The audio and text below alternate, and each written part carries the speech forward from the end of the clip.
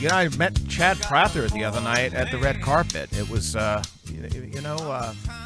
got friends in safe spaces. It was that guy. It's very cool. Mudflap McGrew.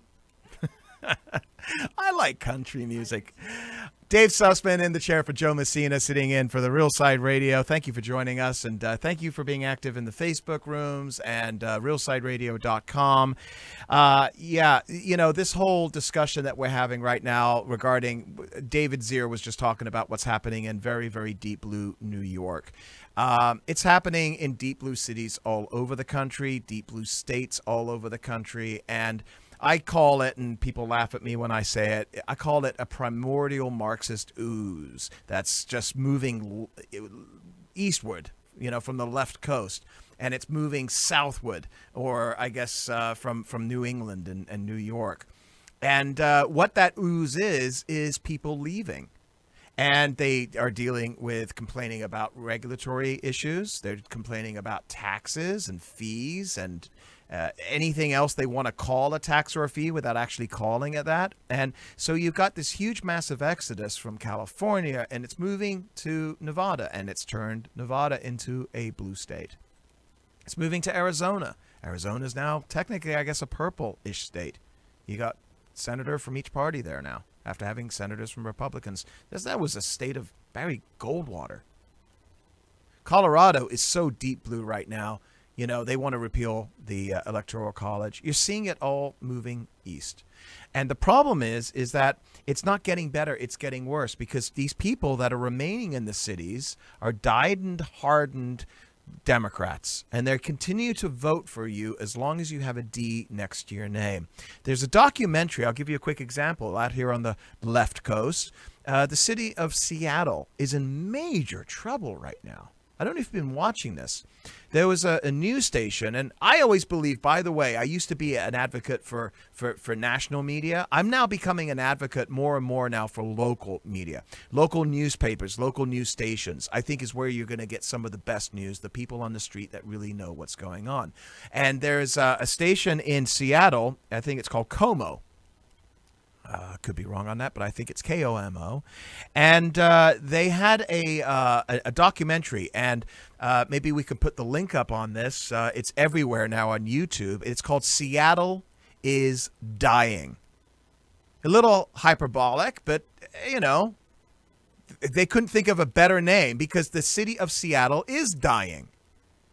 Now, you've got, I would say, left of center, if not full-on Democrat perspective on this, and they are complaining.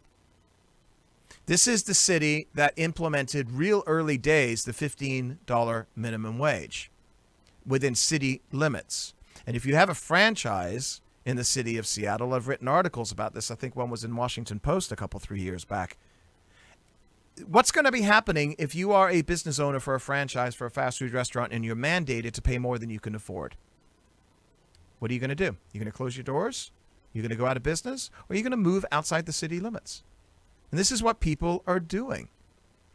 Because you have to survive. You have to pay your mortgage. You have to pay your ever-increasing health insurance rates. And so with taxes now going to ever-increasing school, I mean, I'm stunned. David just said that school teachers are getting $150,000 a year in New York. $150,000 a year? If illegal aliens or immigrants or undocumented workers are getting free education and free health care in the form of emergency room access that they don't have to pay for, who is paying for this? Where is it coming from? And yeah, the whole tax the rich mentality that the low information voters on the left, or the extreme left, which I don't think is so extreme anymore, are voting for in blue cities across this country. We're seeing what is happening in Seattle right now. And this documentary is a really good way to see it. It's called Seattle is Dying. It looks like some post-apocalyptic Terminator 2 movie. You go downtown. Where is all this money going? Have you been to Los Angeles lately, downtown Los Angeles? And I'm not talking about Skid Row, which is always awful. I'm talking about a mile or 2 or 15 outside of Skid Row. In Orange County, in San Diego, obviously the poop apps in San Francisco. Don't go down Lombard Street today. Poop emoji, ha ha ha. Are you kidding me? We're supposed to be living in a civilized society. And the people that want a centralized government to take care of every single aspect of your life so you do not have to worry about healthcare and education and food and housing. What are they doing? They're bankrupting these great cities. Seattle is on its way to looking like Detroit. I'm not joking around here. This is the trajectory that the city of Seattle is on. Seattle is dying. A documentary by a Democrat. Have you been to Portland lately? I went to the Heathman Hotel. A friend of mine had a horse that he was racing in the Kentucky Derby, and we all huddled up at the Heathman Hotel right off of, I think it's called Pioneer Square. I think it's Pioneer Square. I couldn't go and walk through there. It was horrible. I felt like I needed a tetanus shot. Just to walk through what was once a great, beautiful downtown square. So what is it that we are doing here? Well, if you're on the left, you're pushing forward the narrative that we need more government to take care of this. Kristin Gillibrand, senator from the great state of New York, where David lives, she just threw her hat in the ring. Not a lot of leftists are very happy about her, by the way. Remember Al Franken? If you're watching the video, I just made some hand gestures with my hands that might be inappropriate. You remember what he did, right? The picture that was circulating, and he basically was asked to leave the Senate. Kirsten Gillibrand was one of the instigators of Me Too, Me Too. And so a lot of people on the left are very unhappy about her. But what has she just come out with as part of her new platform for President of the United States? She said that accessing Social Security for illegal immigrants is a right. I'm going to repeat that again, folks. Illegal immigrants should be able to access Social Security because it is a right.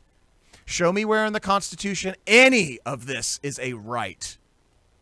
Never mind the fact that they haven't paid into the system. The whole idea is that if you are going to be taking money out of people's paychecks, you need to put it in some type of account that they are going to be getting money back from after 50 years of working. Or you can hop the border from Honduras into Mexico, travel up a couple thousand miles, let your 12-year-old daughter be raped on the way, by the way, plant a toe in El Paso, Texas, and welcome. It's The Price is Right. Come on down. And this thing, you don't even have to play the game. You just have to step on stage. Kirsten Gillibrand, are you frigging kidding me? How dumb do you have to be to understand that the Social Security system is already insolvent? It is a Ponzi scheme. You should know who Ponzi was, right? I think he lived in New York, New Jersey. Mafia guy? That's what it is. You're taking money in and you're paying it out to the other people. This is what Madoff did.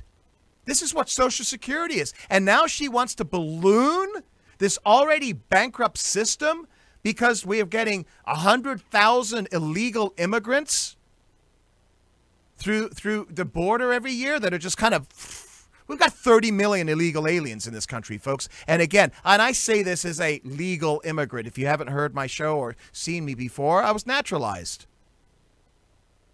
Took me 12 years. I waited in the long line.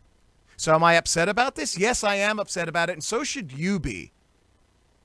Because this is the discussion we are now having, where they want to change not only the rules and change the Constitution because they can't win a presidential election. Where were they when Obama won? Should we change the Electoral College when Obama won? Should we put in term limits for SCOTUS when Obama won? Should we change the voting age to 16 when Obama won? Of course not, because elections, they go back and forth in this country, and they always have done. But now they want to change the rules because they have so much vitriol and hatred in their hearts towards not only this president, but the fact that they feel that they're not owning everything. They only have 95% of this country in the schools, in the media, in our culture. They want 100%, and they're not going to stop fighting until they get it. Kirsten Gillibrand, get your mitts out of our Social Security funds, because you're going to turn America into Seattle, in San Francisco, and downtown Los Angeles, and St. Louis, and Detroit, and downtown any blue city. And we have to find a way to put a stop to this. I'm getting hot.